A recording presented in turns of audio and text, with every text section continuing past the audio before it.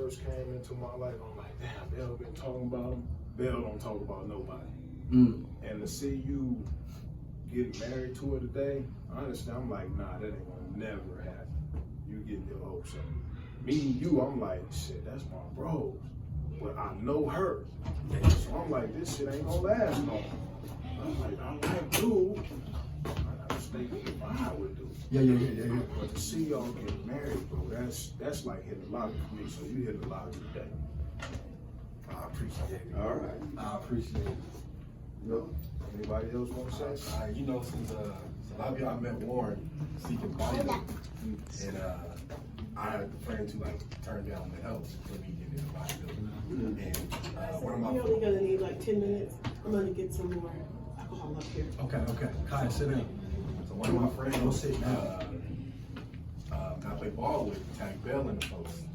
That I had questions about bodybuilding. She tagged Warren. And that same week, I met with Warren, and we've been locked in since. And you know, I even just work out. I look up to you, bro, as like what you do for your family. You know, going into marriage with Bill, it was more than just fitness. At first, it's what it was when I met you, but then it turned into a brothership so fast. And I see how you are with your kids, how you are with Bill, and it was more like there's a few men in my life that I look up to, and you are definitely in top 3. Awesome. And I always want you to know that, bro. That's great. Bro, that's why whenever you got a bodybuilding somewhere, Bro, out of you be state, right there. I don't never ask twice because you are somebody I look up to. There's very few men I look up to. Like I said, you are definitely top 3 for sure. Bro, I love you for We're it. gonna be locked in for life, bro. For life. Yeah. Bad boy. Yeah. Bad boy. Wow. Okay. Warren Bush, my son, came into my life at 2 years old, full of energy. And to watch you going from spinning on the floor, break dancing, cardboard boxes, jumping off stages at my first wedding. I remember. You know, to just watching you grow to that young kid. You know, I remember shooting basketball with you, you know, out on the court, you know, then watching you go into ROTC, you know, in school, and then finally into the Army. You know, and every step of the way, it's been nothing but, you know, me being a proud father, you know, just watching you, you know, knowing that I didn't have to discipline you. You just had that knack about you. Well, just that one time. I remember that. But after and that, I promise you we'll have to do it again. Horrible spanking. Yeah. But after that, it was like, man, what's going on? Okay. You know, this is a great kid. And I'm so proud to call you son because you're growing and I'm watching you become the man that I always knew you would be. And to see you here today, you know, stepping into husbandhood, you know, taking that final step because, you know, you've been there, but that wasn't the right one. It wasn't. You know, but when you find the right one and you know it, you grabbed it. Yes. And I can see it. And I know it's the right one because everything that she's held you down on. Yes. You know, and I couldn't be more proud to call her daughter. So, son, I'm still in awe and I couldn't be more proud. Okay, so I'm gonna get mine in the same order of fashion. My guy Jay Banks, man. From day one, it was a quick what's happening, and we was locked in. You know what I'm saying? I met you within your marriage. At the same time, he was polyamorous. So he was moving at a different concept of marriage, but nonetheless, it was still a solidified marriage and engagement to his wife, they loved Billy at the time. Because of that concept that you were moving in, it eliminated my ignorance with what my perception of it was. So it really brought enlightenment and a sense of growth to my knowledge base as well. One of the roughest patches in my life was fighting for my boys. That was hell. Worst patch I've ever had to fight through. I've been to combat 4 times. I've been to Afghanistan twice, Iraq twice, Pakistan once, and Egypt. Nothing on that battle. Toughest battle. You were there with me physically in the trenches. Man, I could still play it back like it's right now. And every step of the way through me, literally psychologically breaking down, fellas, he was right there with me. Man, what you want to do? How? Okay, so now that I finally broke through, you said I got some sense into you. I got you thinking. So what's our game plan? I love you for being the guy you are. I love you for inserting yourself in my life, in my situations, in my problems, and grasping on and helping me bear that load. That meant the world to me, because I'm pretty much like you. I'm a guy that I hold stuff in, but through going to counseling and therapists with Bill and learning how to deal and cope and how to reach out and use my guys, who I call my guys, use y'all as resources, it helps me to alleviate and elevate myself out of those trenches. So, bro, from me to you, you were off top. As soon as I thought of the wedding, and Bill said, "Who's the J?" Yes, man. He gonna fight with me. You know, win, lose or draw, he dirty with me, and he can relate with what I'm going through. Because I understand that you went through some craziness with your marriage too, and now you're blessed beyond measure, moving at your own pace and speed. So for that, my brother, best man, love you to life. My guy Stan, man, it's another guy that wears crazy armor every day. Again, like you said, met at a show. We didn't even know each other, but like you said, through Bell's direction, you ended up coming across me, reached out to me. Boom! It was another automatic connection that has never lessened, has never sank, has never wavered. I remember I told you about my first show to go IFBB Pro. I was just telling you about it because you simply asked. And you was like, "Bet, where we going? What flight we taking? Like, give me the information." I was like, "What?" Man, you gotta do it. Man, I gotta cut it down. Divine direction. Exactly, because he locked in, automatically, and I didn't even have to say, "Hey, bro, you want to go or what you got going?" Nah, he was like, "Nah, when we going? Did or you?" You know what I'm saying? And since day one, you know what I'm saying? You've been my man, 100 grand, bro. I'm glad that I'm able to give you enlightenment, advice through my experiences. I know I'm a little bit older than you. I just turned 40 this January, but experience has no age. And I'm glad that I've dealt with what I've had to deal with. So when you do come to me for advice or help or another point of view, I'm able to provide that for you with no problem, bro. At any time, still to this day, if you need me, I got your back, bro. And I love you like a brother. Yes, sir. Yes, sir. Dad. Man. This is the main event, main one. Check it out, okay. I got a bookshelf encyclopedia of stuff I could spill. I could just pull a book and go. But Dad,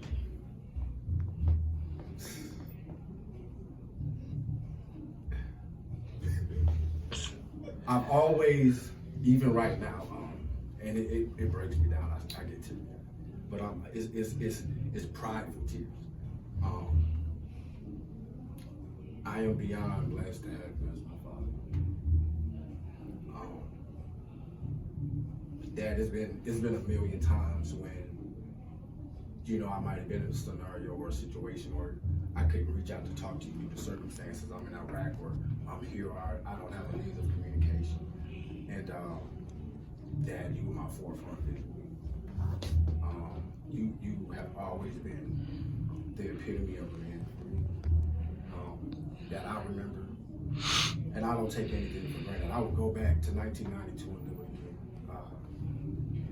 I remember when you were down and out trying to get on your feet after you and Mom went y'all separate ways.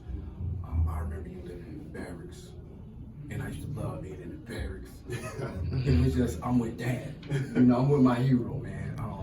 I remember when you started out in Atlanta with an empty apartment,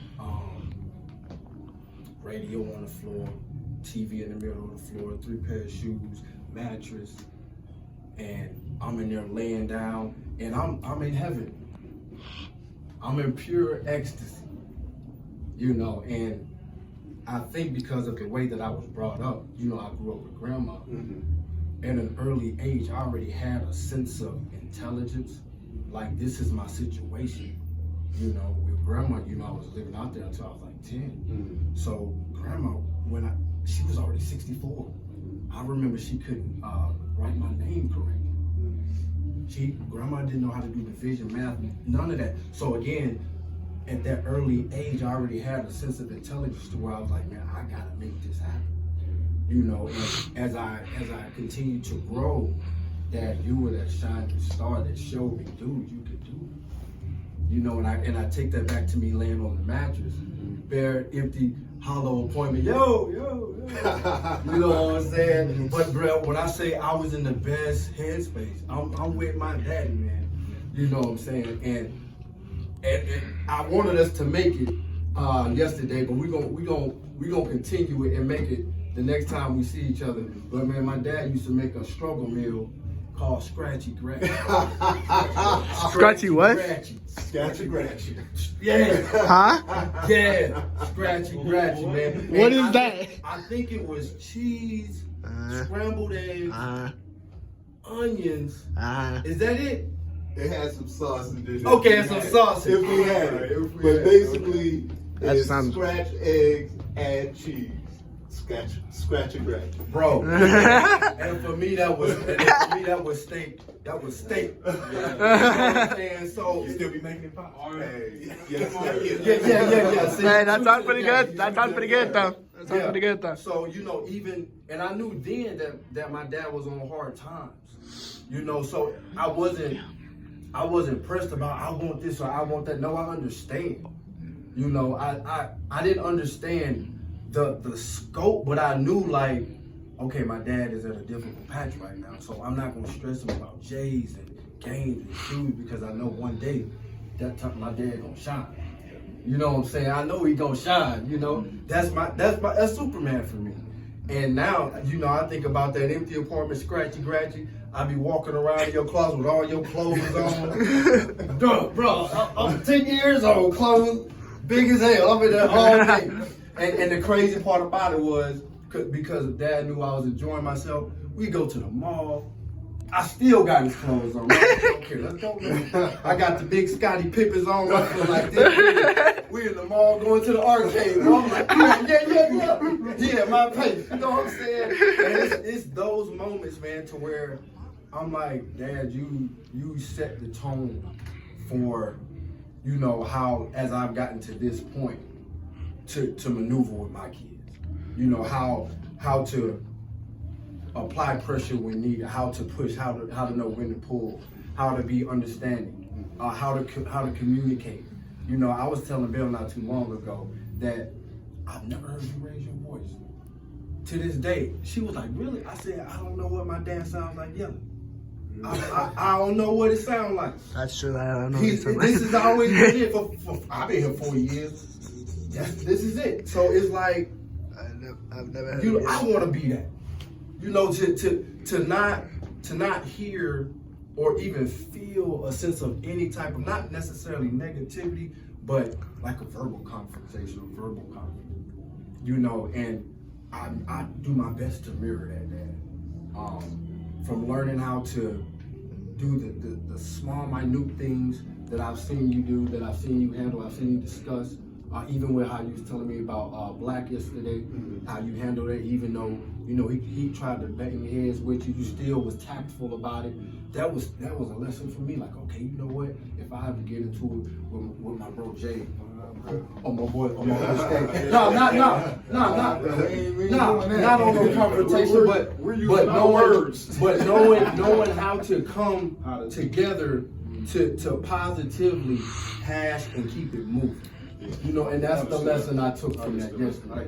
You know what I mean? Yeah. So, you know, in a nutshell, Dad, I still can't thank you enough. I'm even proud of you and elated that you got remarried again. And because I respect you and I love you with all my life, Dad. If you notice, I started calling out Tanya. I see it. You know what I'm saying? And at first it was Tanya. So now I've been like, Mom, it's Mom. Yeah. You know, because I figure if my dad chose this to be his queen for the rest of his life, why not honor that as his son? And you know, I'm not forcing myself to do it. I'm doing it willingly. I'm doing it lovingly and respectfully for the both. I appreciate it, man. Yeah, Dad. So, man, from me to you, Dad, again, I love you with all my life. I know we got some financial endeavors we want to attack soon. Oh, absolutely. And we definitely going to make them dreams come true. Yes, sir. Yes, sir. Yes, sir. Pops, I got a question. Yes, sir. How old are you? I'll be 60 in June. You look fucking amazing. I'll tell you, I did not. Hey, He kept calling you dad, and I was like, that's not your dad.